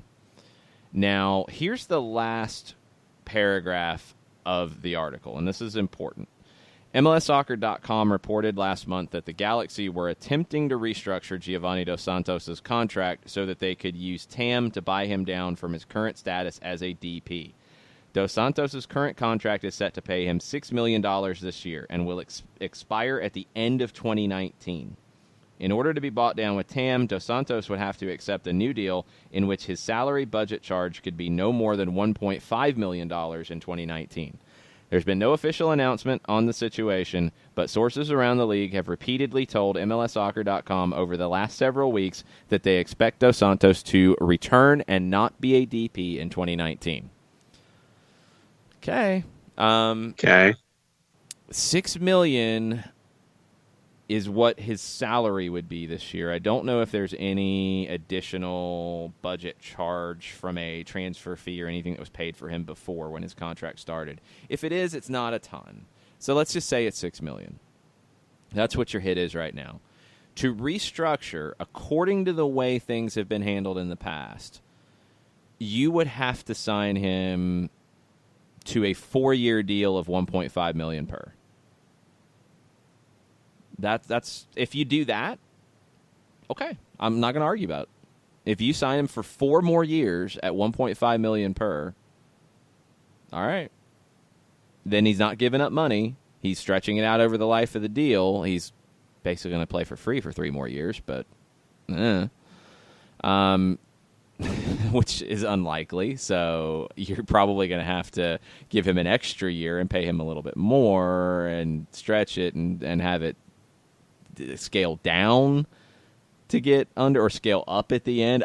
This is a lot of math, and I don't know how they're going to pull it off. This is like the NHL contracts that they give players that are late in their careers, or that they'll be late in their careers, like the 10-year deal, and they work it down to go against the cap. This sounds like an NHL massage job to me. Yeah, I just don't know if you can pull that off with the way things are structured and using allocation money because, I mean, see, I don't know. I mean, unless you think that you restructure it here, you get it at a $1.5 million budget charge, even if it's 4 or 5 years. and you figure out how to make that work. Or you get it at a 1.5 budget charge this year, but it's more next year and more in the third year, and you're going to have to figure that out then. And maybe then that's when you decide to buy him out. You could buy him out now, but obviously they want him in the team. So I don't know. I don't know how they're going to pull this off. I don't know. We're just going to have to wait and see. But according to Stash Call, sources around the league have repeatedly told MLSsoccer.com over the last several weeks that they expect Dos Santos to return and not be a designated player in 2019. I'm very curious to see how they pull that off. Let's get into Bobby Warshaw's piece from yesterday that got some people talking. His list of the top 5 MLS players at every position. Look, some positions are easy to do this, but this is something that I think we talk about a lot in terms of how you look at a player and what position they play. It doesn't necessarily equate year to year, team to team, squad to squad, day to day as teams change formations and change the ways they play.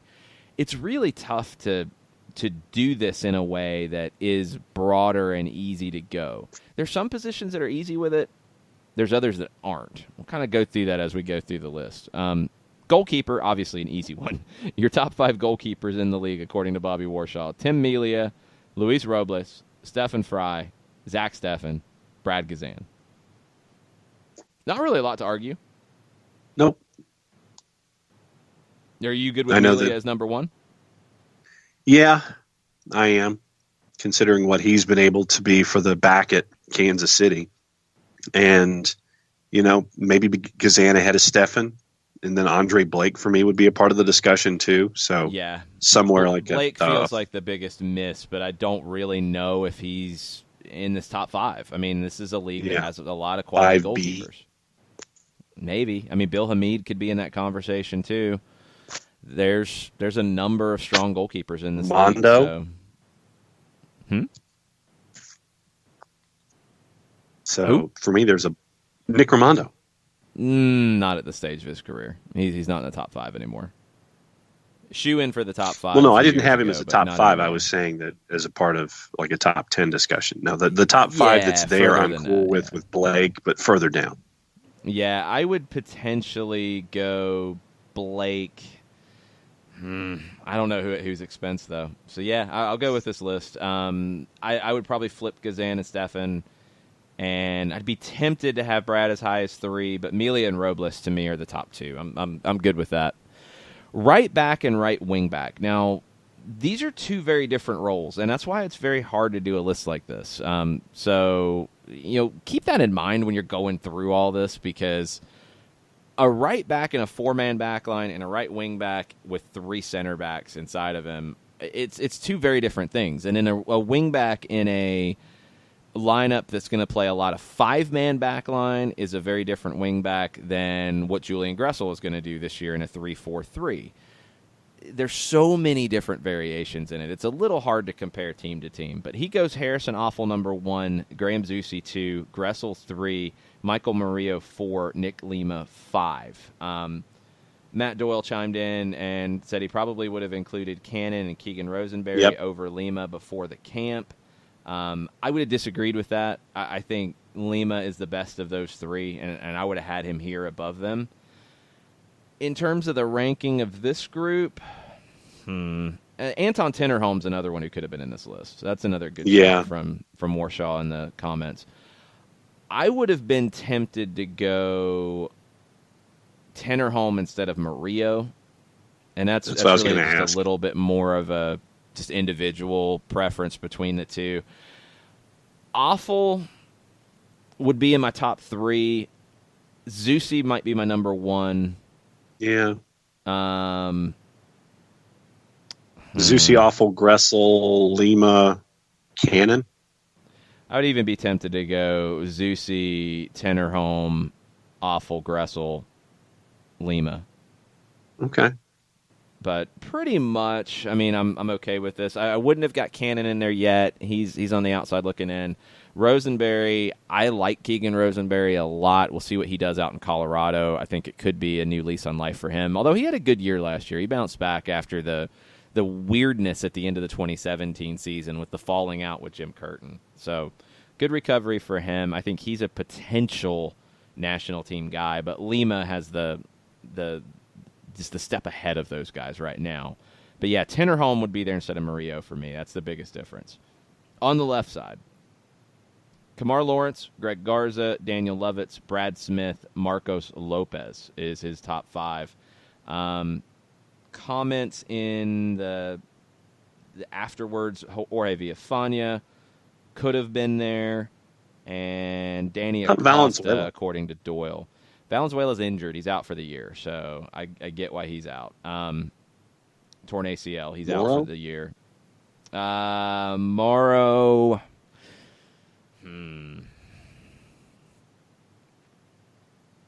Close. I want to see Marcos Lopez. So Warshaw's going on hype there. I'll take his word for it at this point. Brad Smith, good moments, bad moments. Let's see if he can show, I think, the quality that he should be showing based off his pedigree. Lovitz has been a surprise. It's a little hard to argue with him being in this list. I don't know about 3. Greg Garza, it's just if he's healthy. I mean, yeah. I agree. It just comes down to if he's healthy, then it's a different conversation. But he's so often not healthy that, Kamar Lawrence is number 1 by a long shot. Long shot out of this group. I don't even feel like it's close. Now, at the end of the year, I will be curious to see where the conversation is at a league level on a Bello or a Shea and what that looks like. I think a lot of it's going to come down to what that rotation looks like. Is it fairly even split? Does one get more games than the other? And if they do they crack this top 5? I think they could. I think either one has the capability to do so. We'll see if they get enough time to do it this season. So you're looking at what? Lawrence, Garza, Smith. I think this is fine. There's so many questions after Lawrence. It's kind of a crapshoot at this point.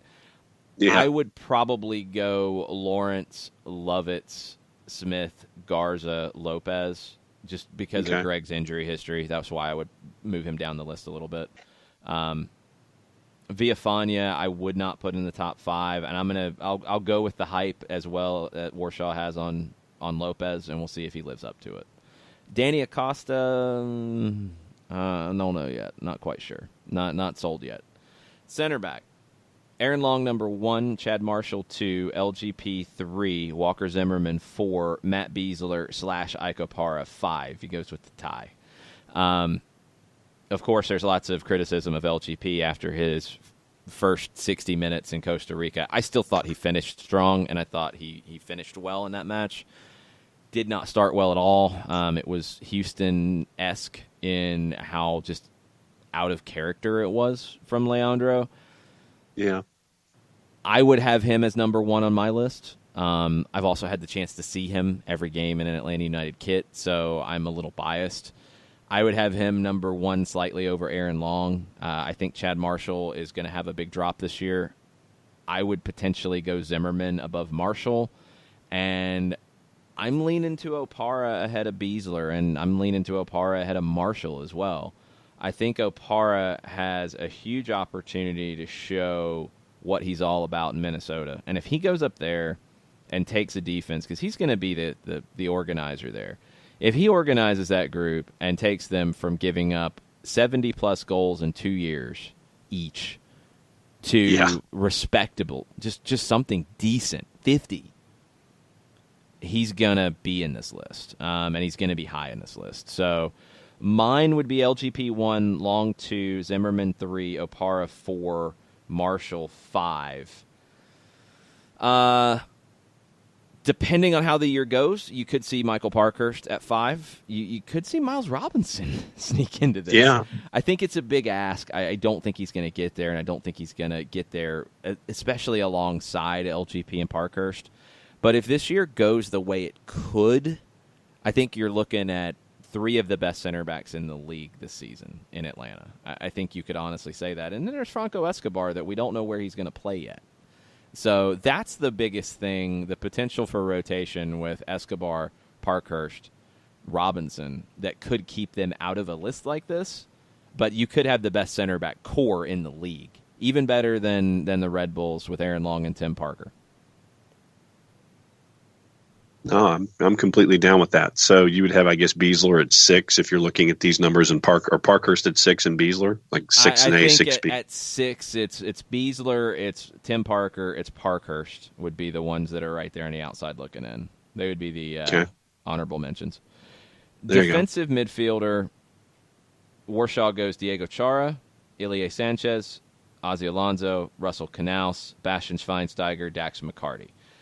I'm going to leave Schweinsteiger out just because I don't think he's going to play a whole lot of midfield. I think he's going to be mostly a center back. And is he going to push into the top-ranking center backs? I don't think so. So I'm going to leave him out of this. This is where mine would start to change a little bit. Other names that were mentioned for Warshaw were Alexander Ring, Michael Bradley. Yeah, I had him down. Chara, number 1, I'm okay with that. Ilie, number 2, I'm good with that. 3, I would go Alexander Ring. I think he is critical to NYC. 4, I would go Michael Bradley at 4, and I'd go Canals at 5, and Remedi and McCarty just on the outside looking in. I think Remedi's going to split some time with Nagbe, with Lorenowitz in the system. I think he's not really going to be playing exactly a defensive midfielder anymore either, so it's where it gets a little more difficult. Like, I look at this list as like true 6s, and Chara, Ilie, Ring are the class of the league for me. Bradley is still right there. McCarty is still right there. Canals can be there. I think he's showing that he can get into that conversation. And if any of those veterans ahead of him slip up, I think Canals could be the guy who steps into that list.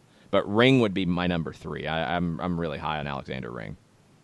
Yeah, because as I was going through this Warshaw list, I had guys that I thought would be in the top 5s one way or the other. And literally I'm looking at 1, 2, 4, 5, 6, probably a dozen guys that you try to fit in here. And I had Alexander Ring actually down twice trying to figure out where to put him in. So yeah, for me, I would have had Ring a lot higher, like actually on the list in the top 5, but I would have had him definitely in that top 5 list for me.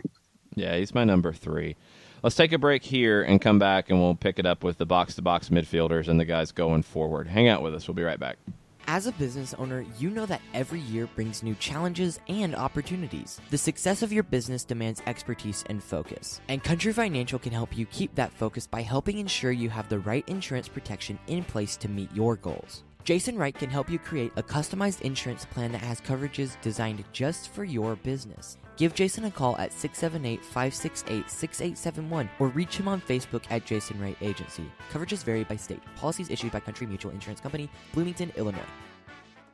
Got issues with youth or high school sports? Positive Coaching Alliance can help.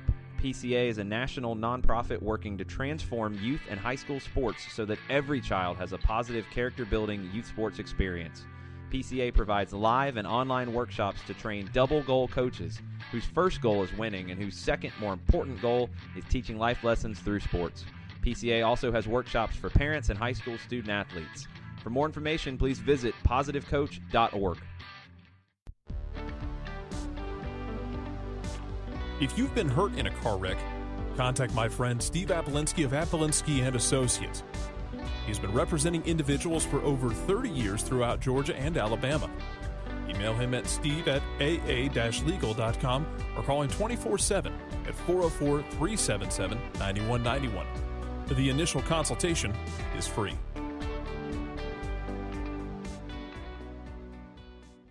I adopted Bento in 2010 from a shelter. This cat makes me make art. He's always motivating me to draw pictures of him. He just is motivating artistically. He's my best friend, but a lot of people know him as Keyboard Cat. Keyboard Cat, YouTube star and shelter pet. Amazing adoption stories start in shelters. Start yours today. Visit theshelterpetproject.org to find a pet near you. Brought to you by Maddie's Fund, the Humane Society of the United States, and the Ad Council.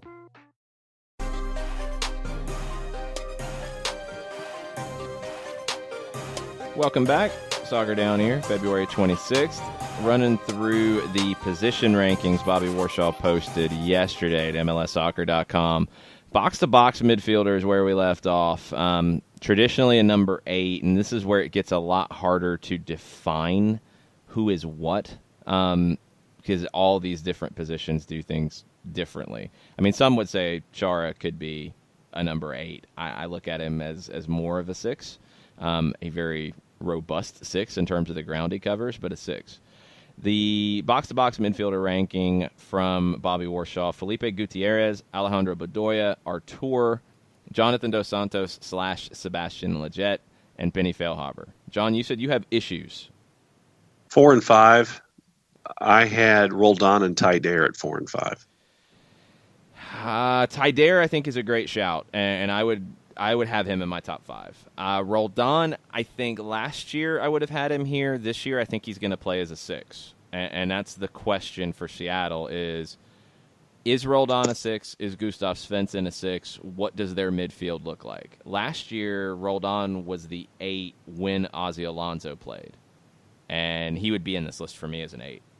I don't think he's necessarily going to play an 8 this year. So that's a tricky one. And Doyle has him listed here as an 8. I think he's going to be more of a 6, though. I really do. Let's see. So this is where it's really difficult because an 8 has a different role in a 3-5-2, in a 4-4-2, in a 4-4-2 diamond, in a 3-4-3, in a 4-2-3-1. It's really hard to compare them.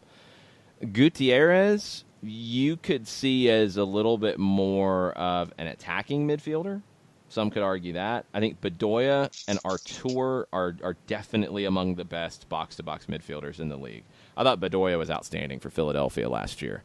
And I think Artur next to Will Trapp really makes Will Trapp function well with Columbus. Now, Will Trapp's a name we left out of the defensive midfielders. Yep. We'll see how he looks under Caleb Porter because Porter asks that position to do different things than Greg Berhalter did. So that's going to be one of the storylines to watch this year in MLS. Artur, I think, will be in a similar role as a box-to-box, and he'll be very good. He would be in my list here.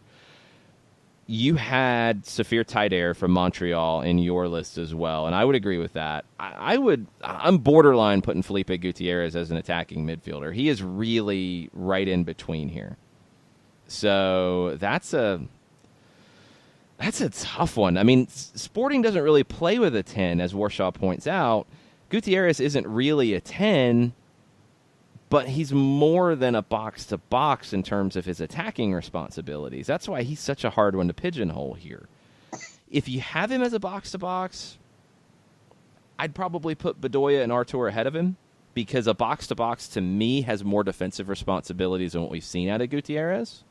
Yeah. That's why I would in a box-to-box ranking, I would go Bedoya, Artur.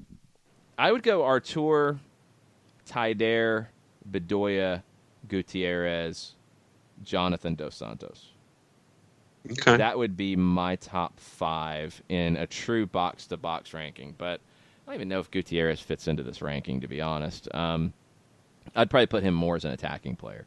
And I'm leaving Roldan out because I think he's going to be more of a 6. If he's not, if he's more of an 8, and it is Artur number 1, Taider 2, Bedoya 3, Roldan would be right around there at 4 if he plays as a true box-to-box. And we'll have to see what Schmetzer does in Seattle this year. Let's go to the attacking midfielder side because this got a lot of people going. 1 was Nico Ladero, 2 was Pity Martinez, 3 was Darwin Quintero, 4 was Lucho Acosta, 5 was Diego Valeri.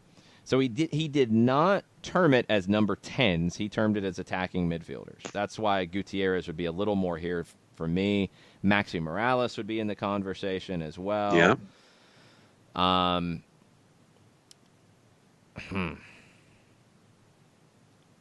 Pity Martinez will play as a left winger in Atlanta a lot, but he'll cut inside. Ezequiel Barco will play as a right winger and cut inside. Tito Villalba will play as a right winger and cut inside. Are they attacking midfielders or are they wingers? Yeah. I don't know. I don't know what you term them as. because it's different, and it's different than we've really seen in the league. So just on paper, is Nicolas Lodeiro a better player than Pity Martinez? No. He's not. He's not at all. As a number 10, I don't know if Pity Martinez is going to play as a true number 10, but the list is called attacking midfielders. It's really, really, really difficult when you get to this point because of the differences in the system. You know, I mean, Warshaw says it. Is he a winger or an attacking midfielder? Or, sorry, Matt Doyle says it about Pity. I don't know. If you're going to have him in this list, but that's why it's hard to do this. And I'll give Warshaw credit for doing it because I wouldn't have touched it because of these challenges.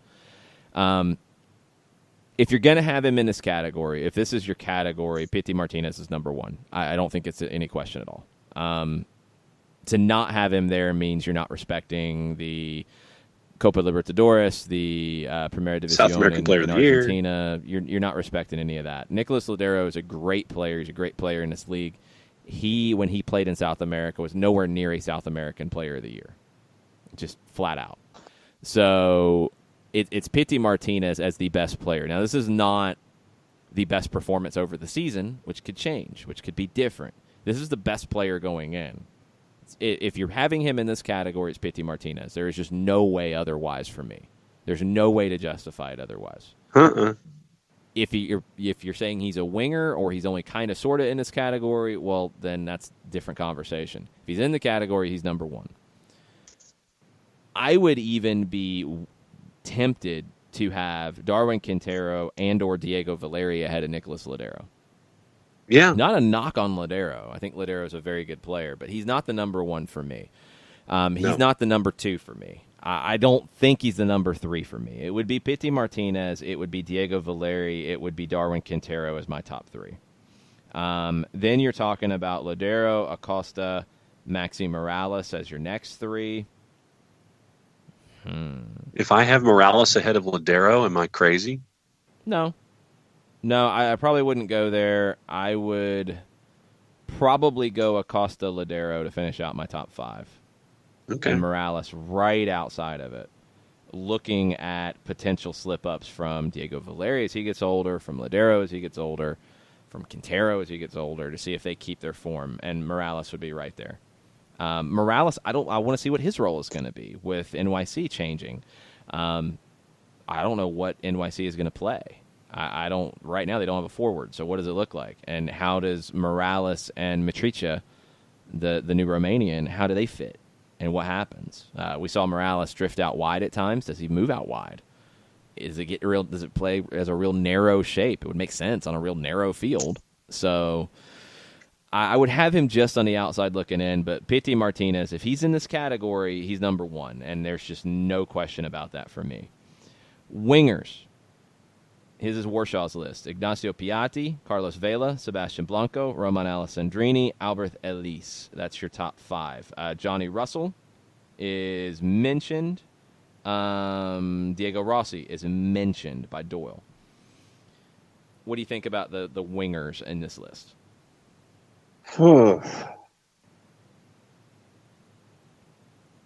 Vela, Piatti. Vela's number 1 for me. I love Nacho Piatti as a player. He's been one of my favorite players since he's come to Major League Soccer. Vela's better. And if you're going to put Vela here, he would be number 1 for me. So I'd go Vela, Piatti, Polanco, and that took some thought. Okay. Elise, Diego Rossi. Okay. I would go Elise number 3. I think this could be his breakout. I would go Johnny Russell number 4. And I would go Diego Rossi number 5. And Alessandrini would be just on the outside looking in. And Blanco would be just on the outside looking in. Right. It's going to be competitive in this spot because those are all, I think it's very slim margins between them. I think if you're looking at going into a season, if I'm drafting them, Vela would be first, Piatti second, Elise third. I think Elise could be ridiculous this year. Again, a lot of it depends on Houston staying healthy and the pieces around him staying healthy, but Elise, to me, is just absolutely special. And Johnny Russell, just as a 1v1, is absurd. Yeah. I would have him as 4. His impact is going to be massive with Kansas City. If they're going to do anything this year, it's going to be Johnny Russell doing a lot of it. Up top, striker, Joseph Martinez, 1, Zlatan, 2, Josie, 3, Rooney, 4, BWP, 5. Apologies to Mauro Manotas, Raul Ruidiaz, Nemanja Nikolic, Fernando Adi, and that's it. So that's your 4 that are on the outside looking in. What do you think? Joseph, Zlatan, Rooney, BWP, Nikolic. For me, it's Joseph, Zlatan, BWP, Rooney. No, Manotas, Rooney. Yeah.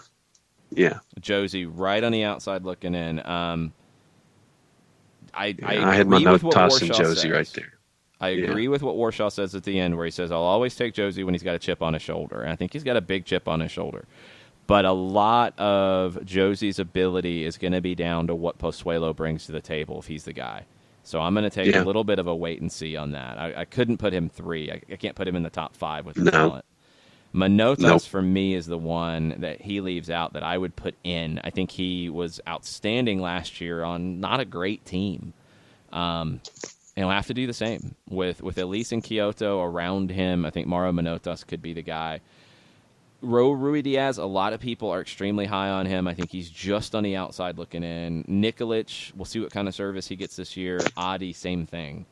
So Joseph ahead of Zlatan for me. BWP at 3.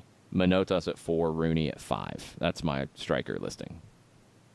Yeah, I mean, I had Manotas and Josie 5, 6. I mean, 6, 7.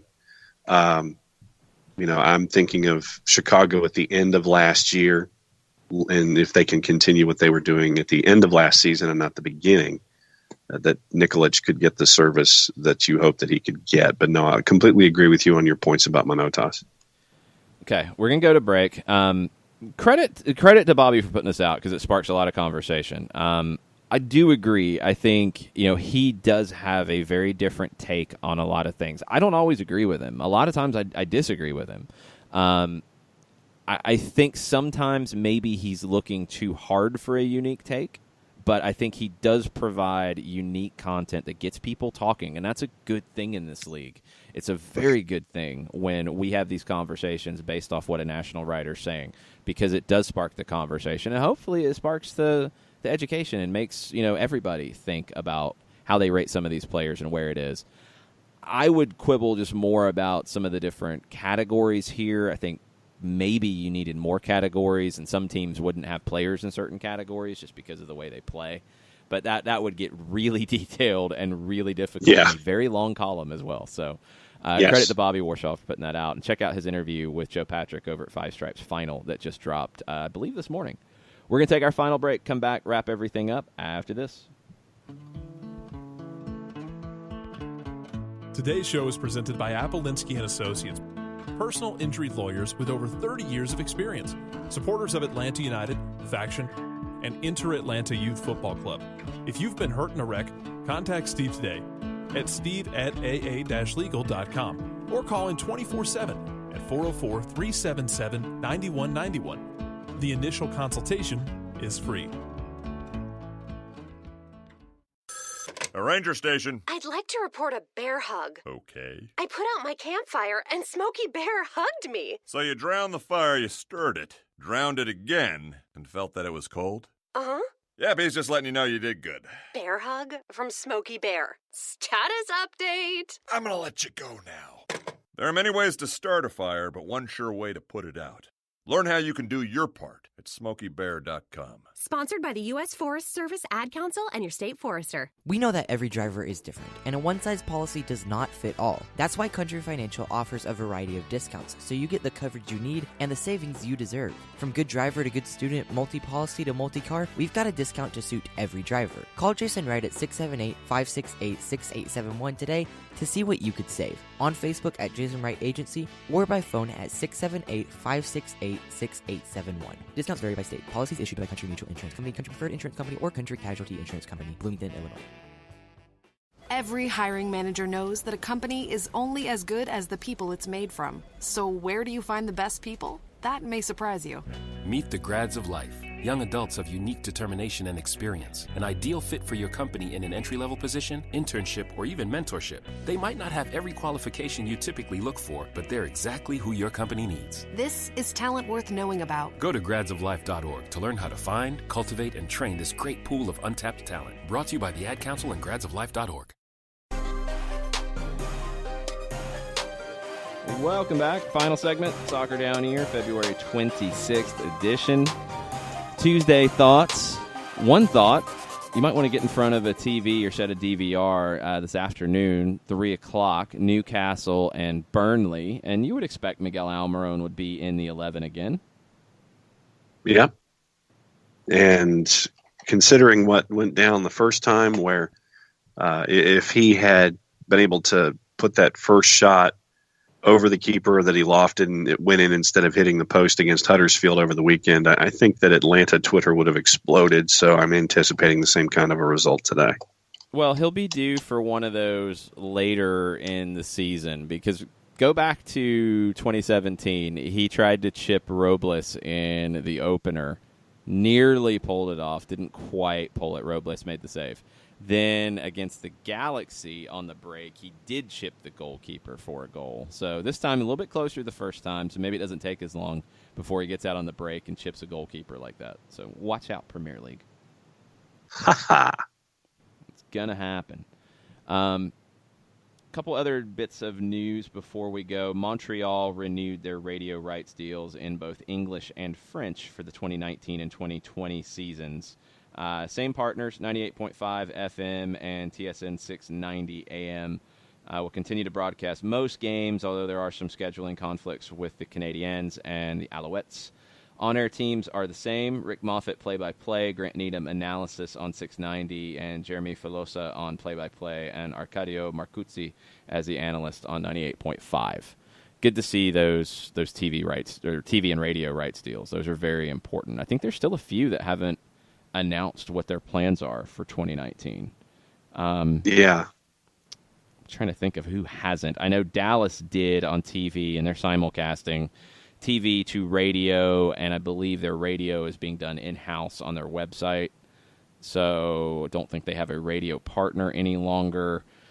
Orlando announced their announced teams, and they do have separate TV and radio going forward, which is always good to see. I was trying to think of anything else on TV and radio from recent announcements. Red Bull's radio has always been in-house. They've done a partnership with TuneIn for the last few years. It's been really successful. It's a really good call. That gets picked up a lot on SiriusXM FC as well. I've always been happy to check them out. And Steve Jolly still had the line of the 2018 season saying that they were broadcasting from the armpit of Audi Field. Because that booth is kind of is what it is. It's down in the corner. I believe that changed after complaints from the first few teams that had radio at Audi Field, and hopefully we'll be in a different booth like on Yo Dog. Sunday. I just want to be able to see. That's all. Yes. I mean, we couldn't see because we couldn't see a scoreboard. We were low, like year. down behind the end line. Right behind the end line, if you were looking at it on the TV, down in the lower left corner is where we were positioned. And the roof kind of overhung, so the roof of the press box, so we couldn't really see like high punts or high clearances or anything. It's just awkward, and I hope they figured out some things. I mean, look, they had to rush things together to get the stadium up and ready to go, and there was still a little bit of work in progress. by the time it opened. Still issues with it, too. Still some issues. Hopefully it's further along now than it was then. So I'm looking forward to it. It's going to be cold in D.C. this weekend, though. You know, it's pack gonna all be, of your thick Atlanta United gear. Yeah, there will be that to get ready for this on Sunday. I think the high is predicted to be 35, and kickoff could be around 30. So, yeah. Even better. Hooray. Take multiple pairs of socks in your boots. Yeah, all of that will be happening. I think that's it. I think that's a show. You can go check out the starting 11 that just posted over at 9290game.com on Concacaf Champions League. I tried to give everybody a primer on the second legs, so a little bit about each of the second legs, a couple bonus points about Atlanta United and Herediano on Thursday. So go check that out, 9290game.com. And we'll be back tomorrow, Wall Pass Wednesday. Get your questions ready. We'll have a lot to talk about with 3 CONCACAF Champions League matches tonight, with potentially an Ola Kamara move, with potentially an Alejandro Pozuelo announcement. Lots of things to keep an eye on. Potentially 40p still in Los Angeles. Well, yeah, they've got to do that sometime by the end of the week to figure this out. So maybe the Ola Kamara move is not directly related, but kind of related. We'll see what happens. This is me not holding my breath. I don't know. We'll see how the league gets out of this one. Thanks, everybody, for listening. We appreciate it. If you have any questions as you get ready for Wall Pass Wednesday, throw them at us on Twitter at Soccer Down Here. We'll be back tomorrow, 9 a.m. Mucha plata, y'all. Mucha de Batista, y'all. Ooh.